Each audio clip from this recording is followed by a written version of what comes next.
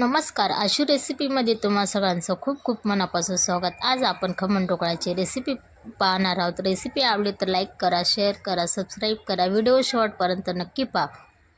इथे मी 2 कप बेसन घेतलेले आहे। सर्वात अगोदर आपण बेसन ते चाळून घेणार आहोत। इथे बेसन मी चाळून घेतले आहे, बाजूला ठेवूया। त्यानंतर एक बाउल घेतले आहे, यामध्ये मी थोडेसे पाणी घालते। यामध्ये 3 चमचे साखर घालायची आहे। साखर विरघळून घ्यायची आहे। 1 चमचा लिंबू सत्व टाकायचं आहे, ते पाण्यामध्ये व्यवस्थित विरघळून घ्यायचं आहे।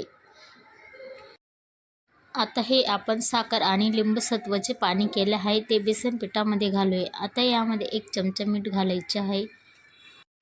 त्यानंतर थोडेसे हळद घालते, मिक्स करून घ्यायचे। थोडे थोडे पाणी घालायचे, कंटिन्यू एकच डायरेक्शनने फेटायचे आहे। यामध्ये 3 चमचे तेल टाकूया, मिक्स करून घेऊया। एकच डायरेक्शनने फेटायचं आहे। कंटिन्यू 5 ते 10 मिनिट फेटत राहायचं आहे। हे बॅटर तयार झालेलं आहे। गॅसवर कढई ठेवलेली, त्यामध्ये पाणी ठेवलेले आणि स्टँडही ठेवलेला आहे।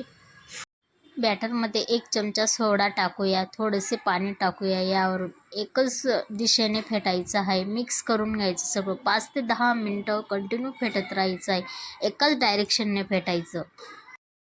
हे बघा, बॅटर किती छान फुललेलं आहे, किती छान बबल्स आलेला आहे। माझ्याकडे कुकरचा डब्बा आहे, त्यामध्ये हे बॅटर टाकूया। तुमच्याकडे कधी ताट वगैरे असेल, तुम्ही त्यामध्येही टाकू शकता। पाण्याला छान उकळी आलेली आहे, भांडे यामध्ये ठेवूया। 15 ते 20 मिनिटे वाफवून घ्यायचे आहे। तोपर्यंत फोडणी तयार करून घेणार आहोत।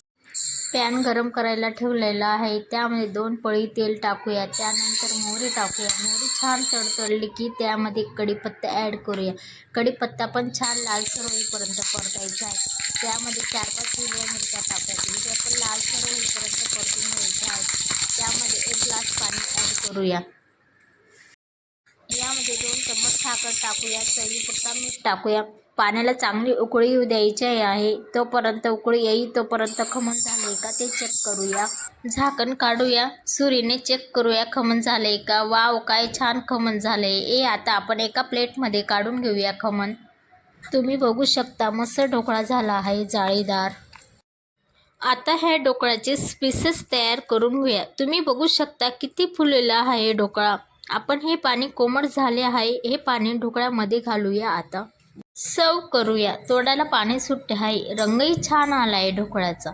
रेसिपी आवडली तर लाईक करा, शेअर करा, सबस्क्राईब करा। पुन्हा भेटूया अशा एका नवीन रेसिपी सोबत। तोपर्यंत मस्त राहा, मस्त खा। धन्यवाद।